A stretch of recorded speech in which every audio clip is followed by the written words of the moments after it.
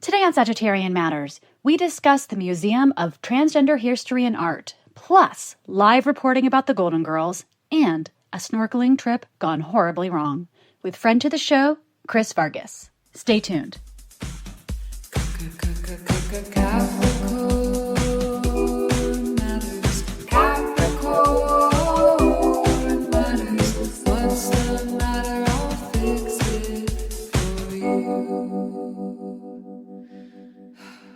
Capricorn Matters.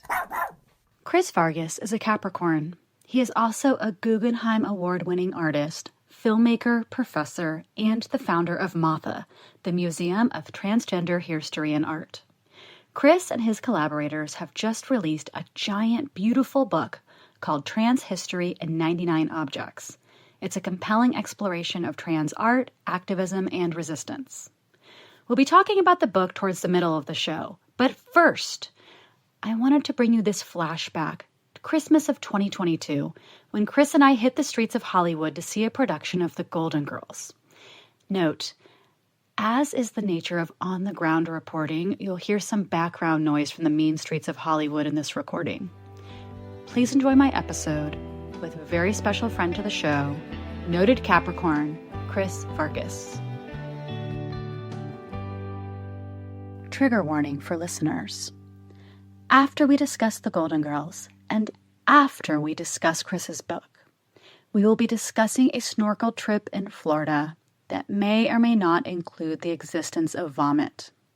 If you are horrified by this concept or this activity, I recommend that's the point when you step away.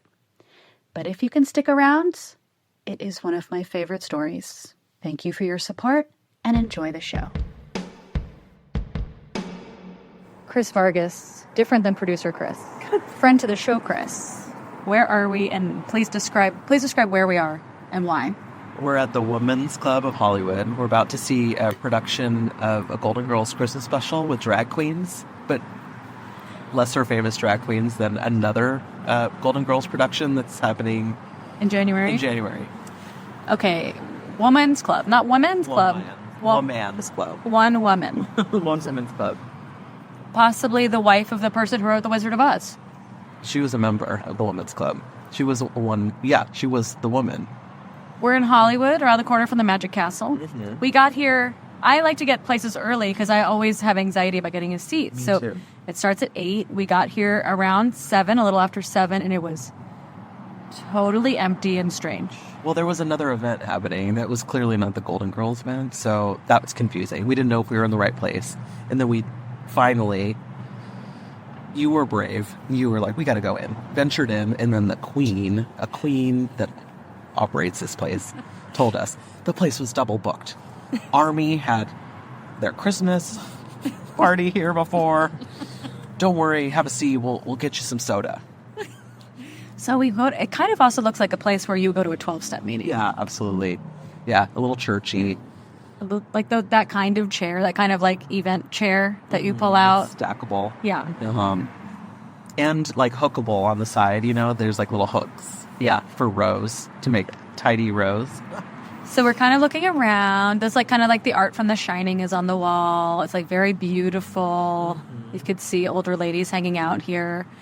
And then he tells everybody we're running late. They double booked. The Women's Club double booked. And then they brought out 2 boxes of 2 12-packs, one of Coke and one of Diet Coke. Yeah, like room temperature Coke with like red Solo cups. Yeah. No ice. No ice. No, I thought it was kind of chilled. No? Oh, it was? Yeah. Okay. I thought it was room temp. When we met some people, I thought before we came here, I thought we would be battling other gay and maybe gay hipster kind of young people who loved the Golden Girls. Yeah, middle-aged at the very least or eldest, but like not the case. Not the case at all. The 2 other people that showed up earlier were a very, very elderly man, 80s, and then maybe his younger lover or caretaker. You have to get to the point where people wonder that about us. I know. And then it's a few more trickles of people, and they were the same demographic, including a woman. She had drawn-on eyebrows, and she said, well, if I knew it was going to be this long, I don't even have a book. And then I thought, well, maybe I'll sit by her. You know, I like older people. And she was like, can you guys play piano? And I was like, oh, we can only play Heart and Soul. And there's a sign on the piano that says, don't touch. Yeah, nobody knows how to play the piano. Hold on, I gotta tell this person. Hey, your food's on the back of your car. Your plate is on the back of your car. Oh my gosh, thank you so much. You're welcome. Go get to eat later. Thank you. You got it. You're welcome. Okay. That's nice of you. I really wanted to see it fall off. A car just drove by with a paper plate on the trunk of the car that the people had obviously forgotten. Oh, man. Okay, wait, but back to the lady who wanted us to play the piano. We did not know how to play the piano. Anybody know how to play the piano? No, no one knows how to play the piano. She's like, well, how are we going to pass the time? And then we started asking, you asked her, like, how'd you get interested? How'd you end up here, right? Yeah, I was like, oh, do you like the Golden Girls? And she's like, no, I don't watch TV, which means she hasn't watched TV for 30 years. She didn't even know what the Golden Girls was about. She asked me what the plot was of the Golden Girls. And then I tried to explain it. She's like, I can't hear you with that mask. And I'm like, I can't. My voice doesn't project like that. Sorry.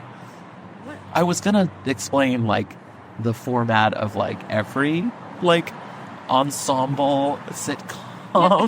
But I couldn't. If you never watched TV, I can't be like, oh, it's like Sex in the City, but like old ladies. Or like Seinfeld, but like retirement age. She was already out by then. Yeah. She was already like, I'm not watching TV. No. I didn't even bring a book. What are you talking about? I was like, okay, so then we introduced ourselves, right? Yeah. And you're like, I'm Nicole. And then I was like, I'm right behind the mask, right? Yeah. And she's like, Fred? And then what happened?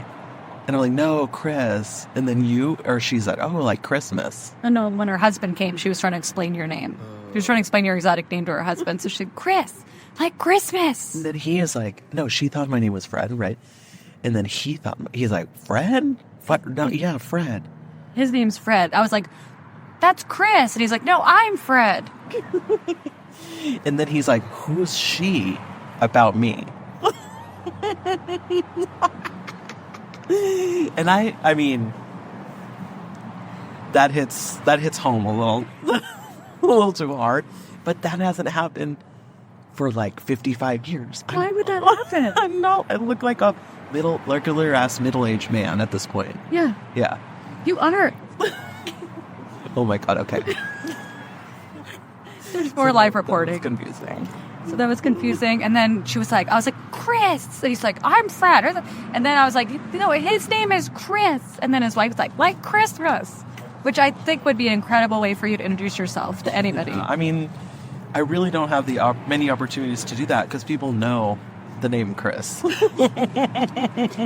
What's not so uncommon. In fact, it's probably the most common name of people in my generation. We didn't ask them how they found out about this. I found out through Today Ticks, and you pointed out astutely, something else is happening over here. Something else is happening. Maybe we'll report on that later. Yeah. But I pointed out astutely, as you're about to mention, these people don't know how to use apps. No. They did not find out about this through Today Ticks. They don't listen to RuPaul's podcast and use the offer code RU for 20% off at todayticks.com.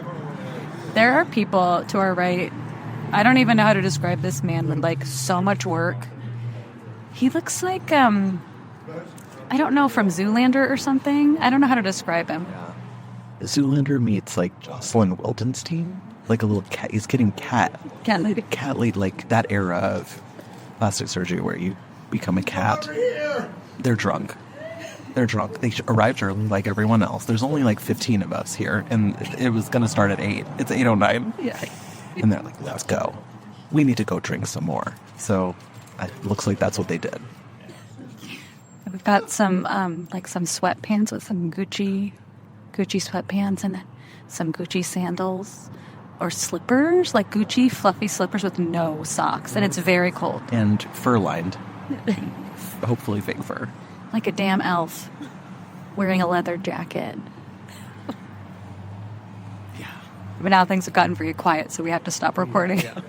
And if you threw a party, you invited everyone you knew, you would see the biggest gift would be from me, and the card attached would say, thank you for being a friend.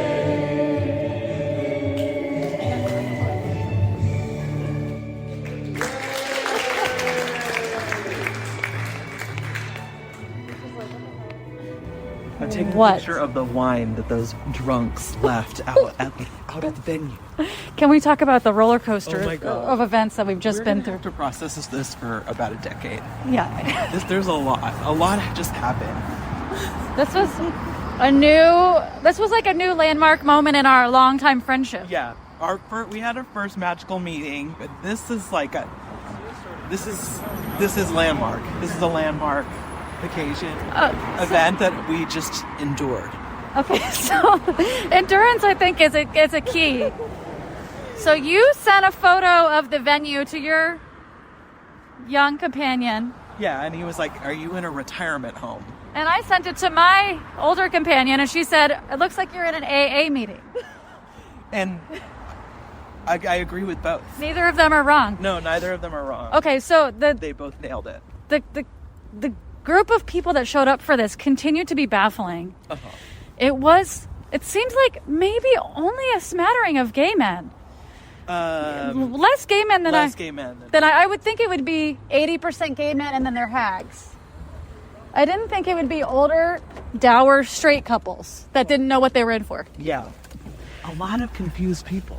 A lot of confused people in there. I mean, granted, it was like a very geriatric scene, so maybe that comes with the territory.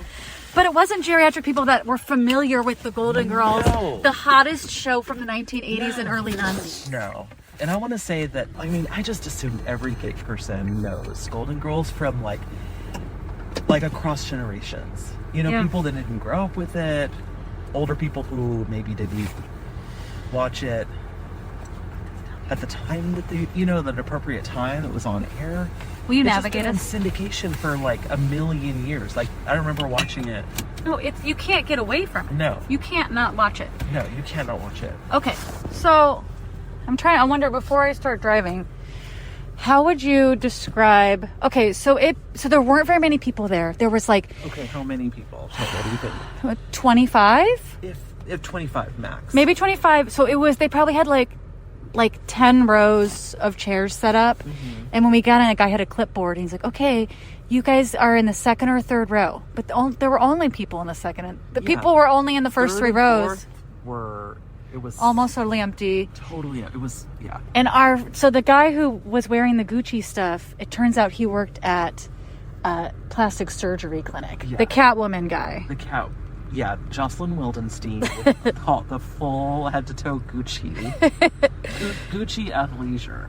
So I don't know if it was a mistake or not, but I asked him about buckle removal, which is when women get the... He knew exactly what you're talking about. How much it cost, how easy it was. No big deal, just pop out that fat from your cheek. Pop it out, and don't take anything more than just what pops out. Yeah. So we got a consultation. He told Chris he didn't actually think that you should get buckle removal because you have such a lovely face. Exactly. He was like, I've been working for years trying to build up my face to look like yours. I'm like, oh shit, okay. And then, so it turns out him and his drunk friends, did he have meth mouth or coke mouth? What was the thing where his jaw was moving back and I want to forth? say Coke. Okay, so he was like out of his mind, and so at some point in the middle of the show, he turned to us, and during the show, he had like opened up the webpage for the place where they work. Yeah, where he recommends. turned around in the middle of the show to be like $5,000. Oh my God. Buckle fat remover, $5,000. And but his crew. So he was with a woman. They were in the front. He told us that he paid extra for front row tickets. Yeah, which I didn't To even this realize. community theater production of the Golden Girls. He was with a friend, and then two more friends showed up, but they were all people. The person that he was with originally was like front desk, and then the next were like surgery techs or like some sort of operating room He kept being like, "Oh, my friends have been in surgery for 12 hours today. I don't know if I should tell them to come." I expected like a brain surgeon to show up. Who's doing 12 hours? I mean, I guess many in a row, but I pictured like somebody with scrubs who just looks haggard with their little extra medical name tag on. Yes, and they're going to the Women's Club of Hollywood for this like very small production of Golden Girls Live. Very small production. There's just like a screen hanging down the middle of the stage that has like they've like projected an image from inside the Golden Girls house, but also the string from the screen is like hitting the actors in the face. If they're lucky that there was images from the Golden Girls on the screen, because for a while I was like, are we going to see this like it was like the holding Microsoft like Word screensaver parrots? Like, and then the desktop wallpaper, like it took a while for the images to like kick in. Oh man. But this is the roller coaster, because at that point when it began, and then all those like drunk high people sitting in front of us from the plastic surgery office, and then our friend Marcia and Fred were frowning the whole time. They were so pissed. They were frowning so hard. They've never heard of the Golden Girls. They don't even know what it's about. I'm not sure why they were there. But the audience was such a strange mix of people. There was like the 100-year-old man with his younger companion. Mm-hmm. There was like a couple of gay guy couples. There was some young gays, maybe like our age or younger 30s or so, maybe. Some straight women that just showed up with their friends. Mm-hmm. And then it's like a very low tech. We find out later why. High talent, low tech. High talent, low tech, two-man show.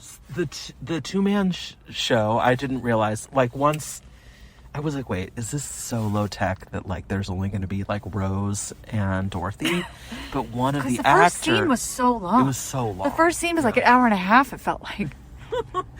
But then Rose leaves the stage. Dorothy comes out into the audience, terrifying everybody. Starts doing crowd work with every person there, except for us for some reason. She didn't like us for some reason. I know. We were behind the wall of drunk surgery tech people.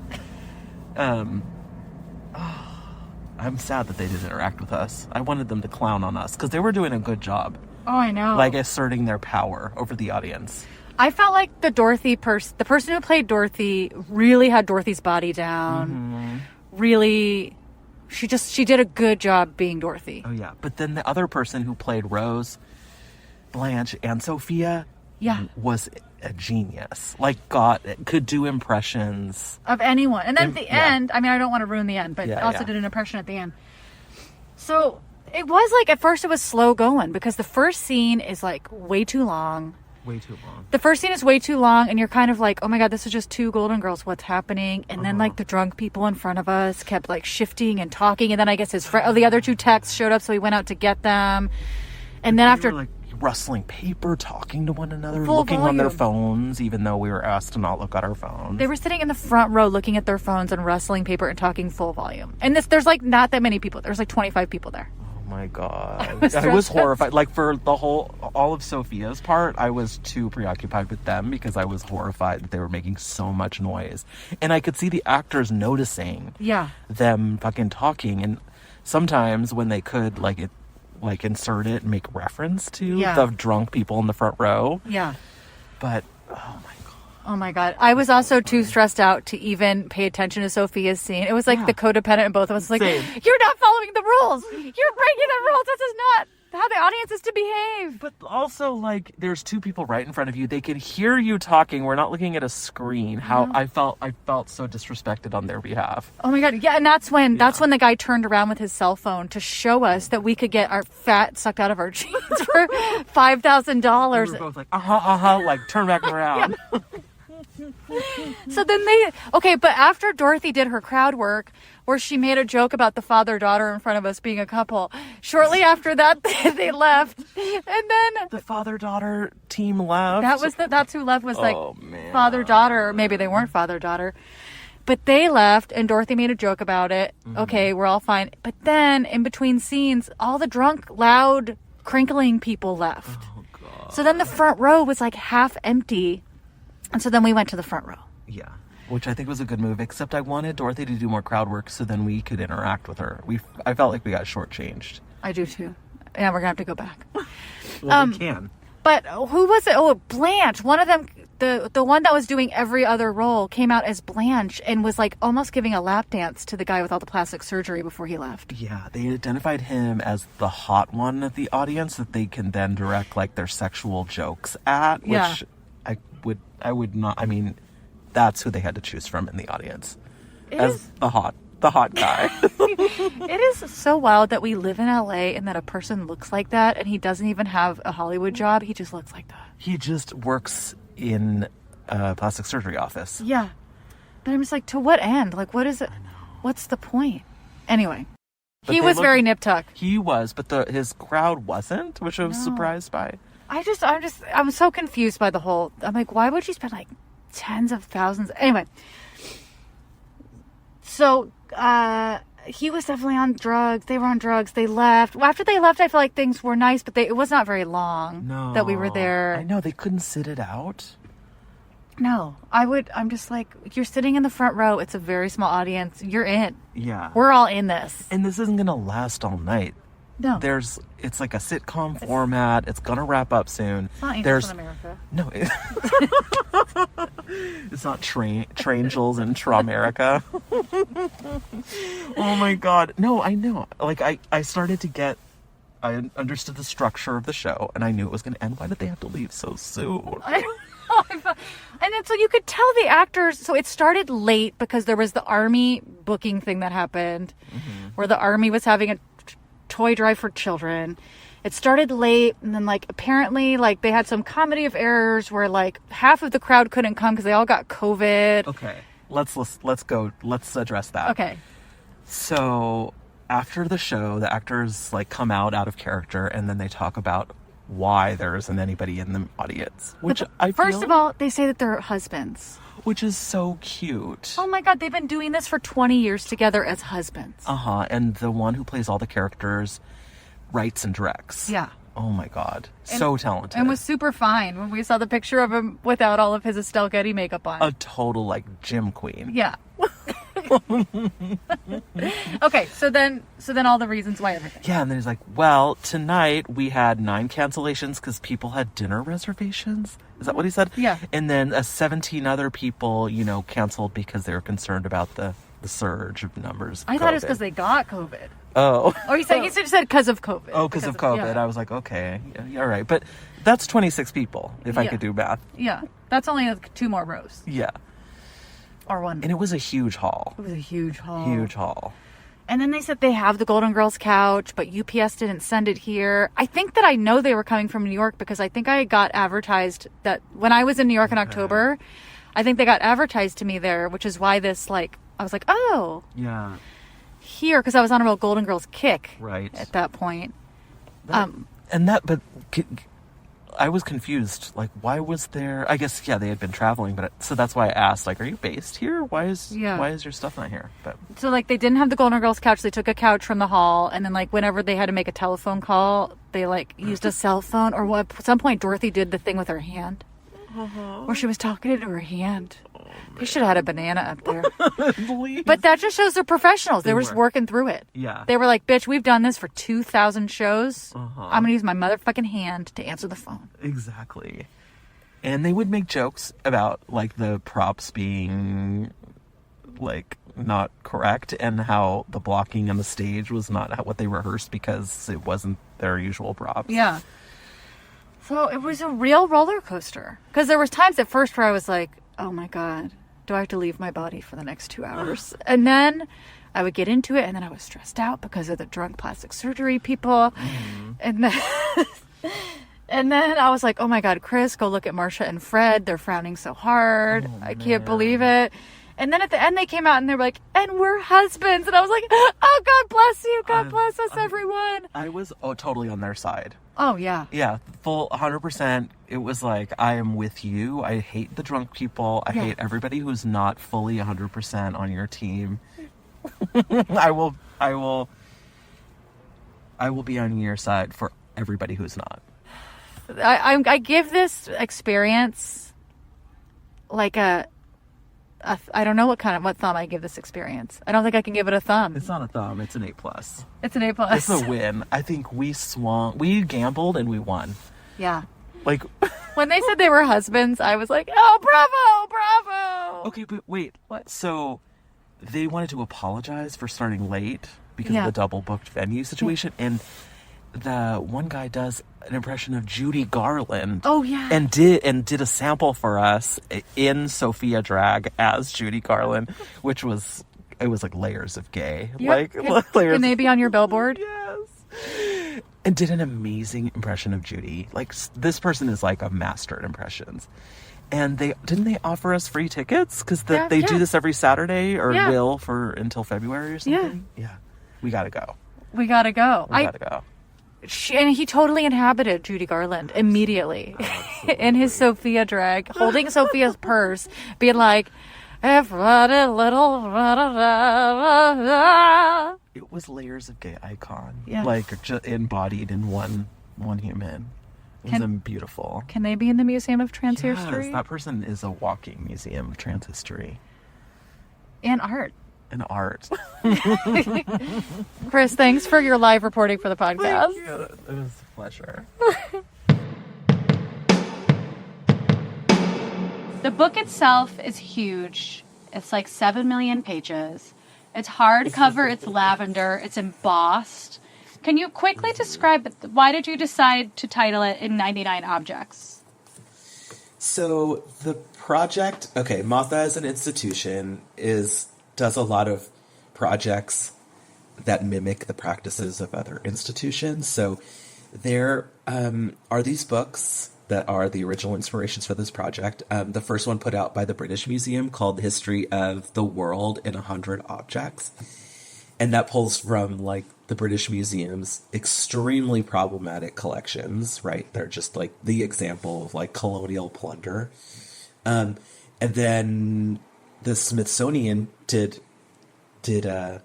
basically the institutional equivalent of a bitch track and did a history of America in 101. So they topped the British museums as makes sense. And then so, as MOTHA, I was like, if I had collections, what would my book be? But like thinking about the like under-archived nature of trans history or transgressive history and thinking about the problems of looking at history with our contemporary terms related to gender, right? Transgender, non-binary. These are terms that are really contemporary when you think back in the larger scope of history. And given all the problems and kind of, not problems, but challenges and pitfalls, like this history is always going to be kind of incomplete. And so the 99 number made so much sense. It leaves kind of an opening and acknowledgement of that imperfect incompleteness. I loved that. I loved reading that in your introduction. Thanks. Can you tell us about some of the people in this book, some of the objects?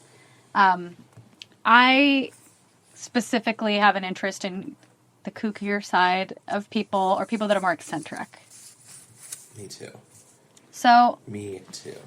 let's see. I'm interested in many of these people. Can we talk about Angela Douglas? Yes. That is the page that I am flipped open to right now, the object number 46.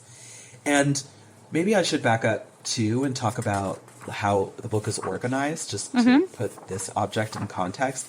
Me and my co-editors, Christina Linden and Evans France, these are two people that I worked with on previous shows related to MOTHA, because this book was a series of exhibitions before it was a book, but the book now is a totally separate thing from all that. And so we were thinking, obviously this history cannot be told in a normative way. Like, there's no way that no world in which we should be, like, telling this history chronologically. Most importantly, because I didn't want to give the sense that we were, like, laying out a narrative of progress in terms of trans history. Like, I'm not saying things are all of a sudden better. for trans people. It was bad in the past and it is good now. Like, I think that does a disservice to our current political situation and our current experience within it. So the book is laid out in sections, and I'll name a few. I'll name them all, actually. There's refusal, transformation, hypervisible, sensation, deities, discovery, restage, traces, and spaces. And Angela Douglas, as represented by an artwork by the incredible Craig Calderwood, is in the sensation, because Angela Douglas was a freak, an amazing freak. Tell me more. Well, she was an activist. She started the Transsexual Action Organization, and that put out a zine called Mirage, which is incredible. And, you know, this is like, what are we talking about? Like the 70s. And so all the information that you could hope to receive was most likely delivered in like person or in printed matter. So the zine was very important. And within the pages, it was all about, you know, important activists, information, news, but also interspersed was like information about aliens. And how like supernatural events are occurring that align with trans people, like on the side of trans people. Like I remember like there's like a news event about how some particular police division had some accident happen, but it was because they did trans people wrong. Good. If they, and her thing about aliens was that she was convinced that when the aliens came to Earth, because that was inevitable, that they would recognize trans people as the most evolved of the human species and save us. So like all this important activist stuff, like with like really esoteric stuff, and I love that mix. Oh my God, me too. We were looking at a cover of one of them said, or from inside, one of them has a column or an article called UFOs, TSs, and extra Ts. I love that. And the writer A.J. Lewis, it writes about Angela Douglas, this work of Craig, depicting Angela Douglas and another friend, Randy Towers, who Angela Douglas described as a reptilian transsexual ET who had come to Earth to aid human transsexuals. She was also problematic. She claimed to have been an FBI informant. Oh. And had a brief association with the Nazi Party. Whoops. But then later, like, disavowed that and was like, no, I was brainwashed at that time. Like, so... She was, but also the fact I was brainwashed. Like, it's not even just like your normal kind of like, my apologies to the community. It was like, I was brainwashed. Yeah. I was like, maybe she knows about aliens from being an FBI informant. I don't know how that led her to Nazism. The eugenics involved in all this was really curious. Yeah, totally. The thing about... but back to the text, I was going to say, AJ has talked about this a lot, but like these early instances of like the esoteric being interwoven with like trans politics and activism as this way that like, you know, traditional forms of knowledge and understanding of the world has failed us. So like, why not integrate these like lesser proven or reliable ways of understanding and incorporate like the esoteric within our politics? Well, when you came on the show before and we were talking about Reed Erickson, he had this long line of animal communication. Was it the Book of Miracles? The Course on Miracles. Mm-hmm. But then also, trans people of a certain time had to be their own scientists. Like, had to try and transition outside of the system in lots of different ways. So why not extend that science to the world? Exactly. Right. Like, normative science, like, has been an enemy or has been, like, oppositional or, you know, outright hostile trans people. So, like, why would we over rely on that? I love aliens being part of this. I love dolphins being sometimes part of the story. Okay, who else feels in this same vein to you? Another person I wrote the text for, Jerome Kaja. No. Sorry. Another amazing artist. But I was going to say Assunta Femia, who is another really, I would say more controversial than, probably equally, I don't know.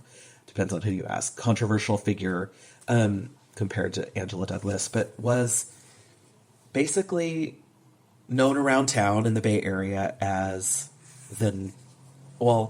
would dress in nun garb, and then moved to rural Oregon and became known as the nun with a gun for self-protection. But, like, she was, like, an example of a really visionary person who started all of these cultural things, like, or inspired them. Like, she was said to have inspired this Sisters of Perpetual Indulgence, that, like, worldwide nun drag queen organization. She started the Butterfly Brigade in the Castro, which was, like, kind of a street patrol, like, protection against, like, as a response to, like, homophobic attacks in the Castro in San Francisco. She was an early founder of Wolf Creek, the Radical Fairy Sanctuary, and was, like, early days of, like, Radical Fairy community.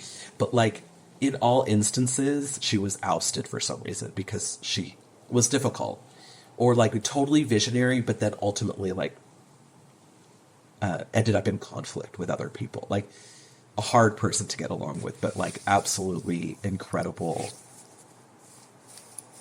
visionary person out in the world. She moved to rural Oregon, like, started that what is now, like, Radical Fairy land, Wolf Creek Sanctuary, but then was, like, ousted from it because couldn't get along with, like, the gay guys, but for like, legitimate reasons, because she felt like they were coming with their patriarchal, like, overbearing man vibes and, like, taking over the land. There's, like, an iconic story of some person erecting all these, like, sculptural phalluses on the land as, like, this sacred figure to worshipping dick, and she went around and smashed them all. Incredible. Yeah, and then wrote a poem about it. What does it say? She kept canonical hours? Yeah, like, she was this weird radical nun. Like, she would go and do her prayers in the creek nearby. And she was both Catholic and Buddhist? Yeah, she was, like, her own weird blend of spirituality. I love this. Yeah, but grew up Catholic and, like, really loved the, like, kind of ritualistic nature of Catholicism, but obviously not, like, the patriarchal aspects of it, but, like, really revered nuns, you know, as this, like, divine feminine. I'm ready to take up the habit. I'm ready. I'm inspired by this entry number 56. I will be taking up the habit. I'll see you on my land. This reminded me, there's a part in here, I don't know where it is, but you ended up doing an illustration of a missionary's log. Can you talk about that? Yeah. Of course.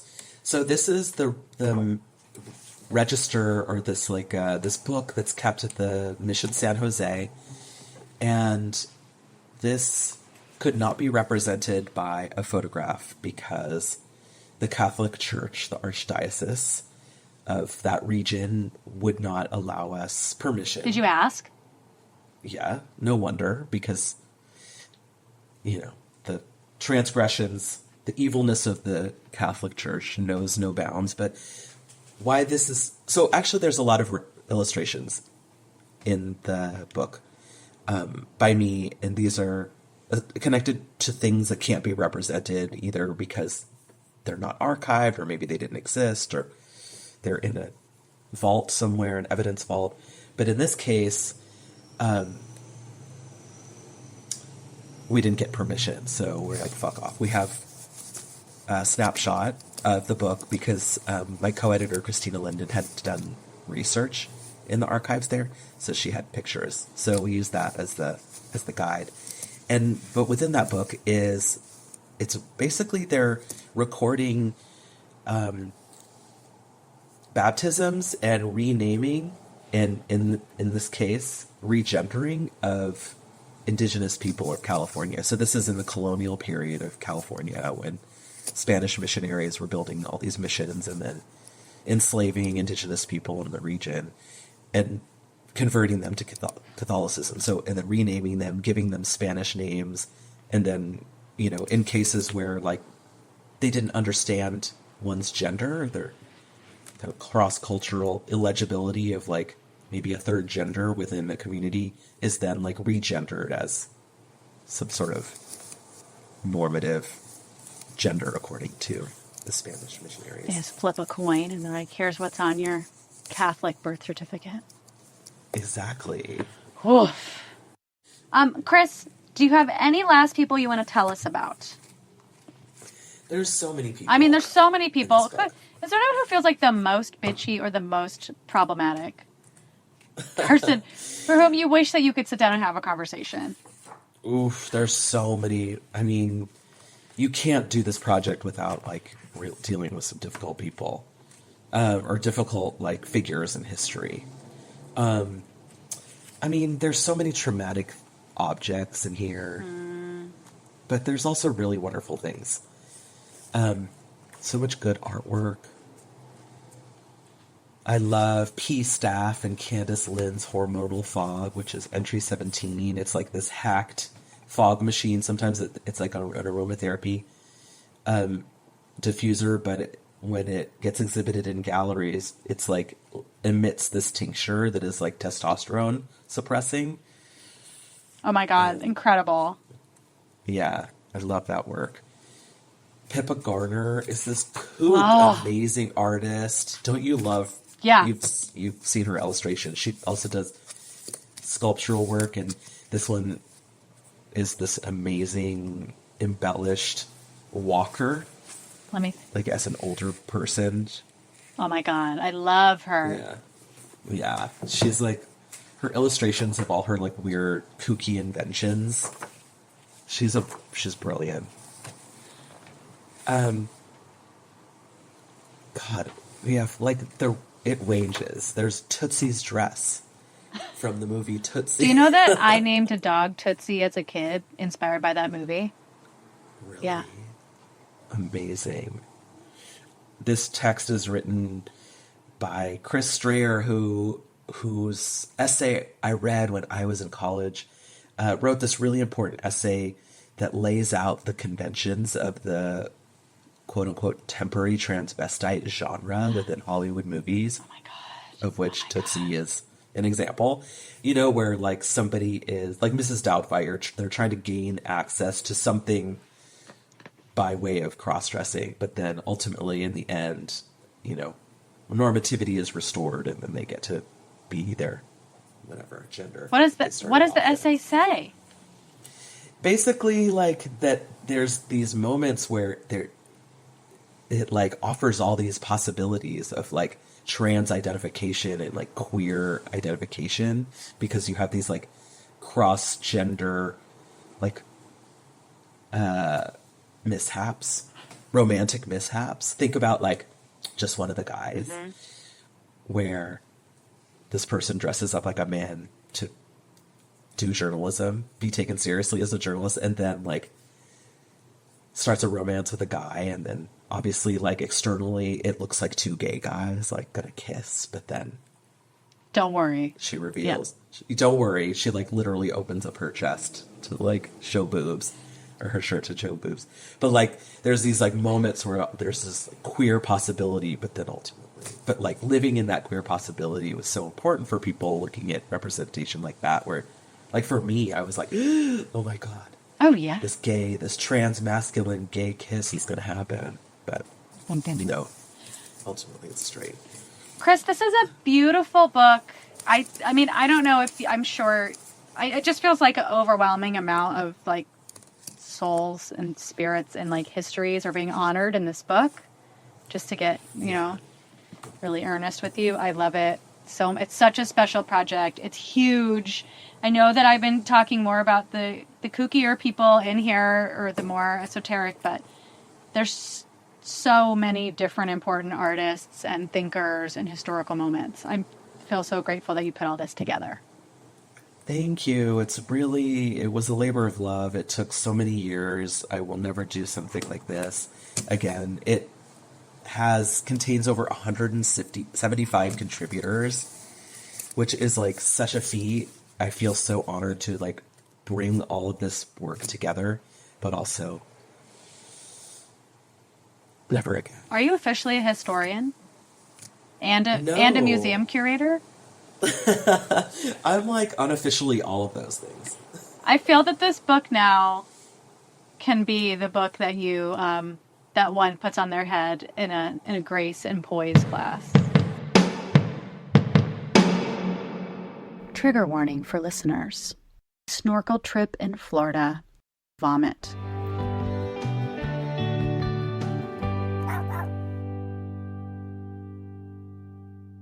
Chris, I have a really important question about your own personal history. And that is, can you tell me about a time, I was telling you that recently I went on a vacation where I went on a boat to look for fish. Can you tell me about a time when you went on a boat to look for fish? Picture it. Picture it. I don't even remember the year. Pre-2013. Me and my mom, we have gone on very few vacations together, but we decided Key West was our place. Yeah. So it was a really important trip because we were ditching out on our family Christmas, which felt really exciting for my mom, who sometimes feels oppressed by family, like many of us do. So we went to Key West for Christmas. It was beautiful. Florida is weird, but it's gorgeous. It's so sunny. December, it feels like you're getting away with something, having a beach vacation for Christmas. So we went on this snorkel boat cruise. It wasn't a cruise. It was a weird boat. Yeah. I don't know boats, but there was enough. Do you remember how it was advertised or sold to you? It was like the snorkel boat excursion, going out, middle of the ocean, and going to look at fish. But we were in Key West, we had to travel back up some keys, and Florida is, I don't know, there's the stereotype of really weird Florida. You kind of it's like Jimmy Buffett meets libertarian conservative. It's interesting vibes. So we had to go up a few keys to get to this boat launch. I think it was just advertised as a regular old snorkel boat excursion, lunch provided, and watch out. I'm like, great, this is what we're doing for today. We went out with other tourists, and it was choppy. The waters were so choppy. I was immediately getting seasick. I don't know if that's normal, but it felt clearly they're doing business regardless. Even if it's unsafe to be out there in the choppiest of waters, we're going out and snorkeling because you paid for this. Well, they also only have a limited amount of time where they have you. So even if the water is rough, they have to go super fast. They have to go as fast as they can to the place to get you to the place and back in the amount of time that they originally told you. Yeah. Right. So this is what we were doing. When they were used to it, I was already feeling sick. We go out to the ocean. It's so choppy. You're supposed to jump off the water. It's the waves are rising, and the waters are rising and fall. It feels so scary to be out, but I'm determined because I love snorkeling, as you know. Yeah. Did they serve lunch before or after you snorkeled? We went to a few snorkeling spots, so I feel like it was in between a few spots. Or maybe they served it at like the second snorkeling spot where like you could go out or you could have lunch. So anyway, going out, my mom was like, hell no. She's really nervous in water to begin with. So she didn't get out in the water. I tried, but like being out, I was like, oh my God, I'm going to throw up. Get back on the boat, decide like I'm like feeling extremely woozy. Maybe there's 10 people on this boat. Eventually, like, the majority of us get sick. Like, 3/4 of us get sick. What was for lunch? Like, we're just... Okay. So we're, like, sitting there woozy. The captain is, like, got a real dark sense of humor. Like, anybody want to eat? People are, like, head in their, like, between their knees kind of sick. That's definitely where I was. On the menu, Sloppy Joes. Oh, I forgot, like, there is the trashiest of people. All throughout Key West, it's like, protect our oceans, our reefs, our tropical fish, our wildlife is so important. People are throwing Cheetos off the boat.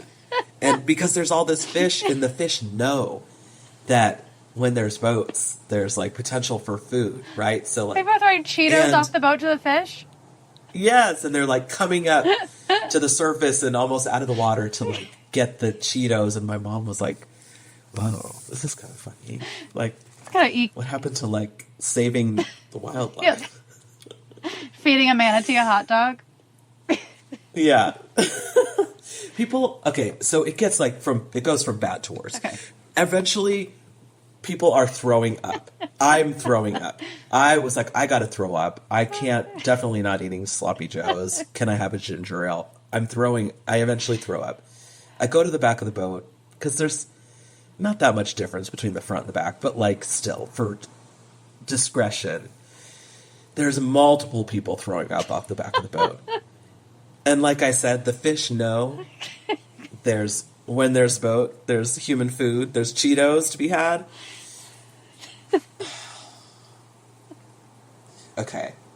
Not only are there ways, there's, like, wind. So when I finally just, like, give in and throw up off the back of the boat, it's like blowing in the wind. It's like the projectile vomit is like, there's some distance. It's not going just straight down. Yeah.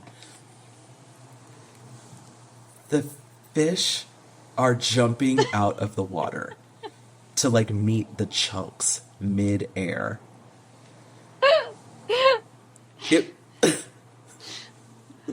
For my puke and other people's puke, it was quite a sight. I'm like, I will never forget these beautiful, majestic fish leaping out of the water to eat my fucking puke. Not my unsloppy Joe puke. It's a beautiful, beautiful story. What kind of fish are we talking about? I don't know. Gorgeous, colorful, tropical fish. Gorgeous. I don't even remember. Florida, everybody. Florida. That's a beautiful, beautiful nature moment.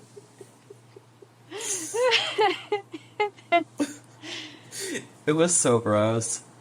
Oh, I remember feeling so sick on that trip. I ate such disgusting things.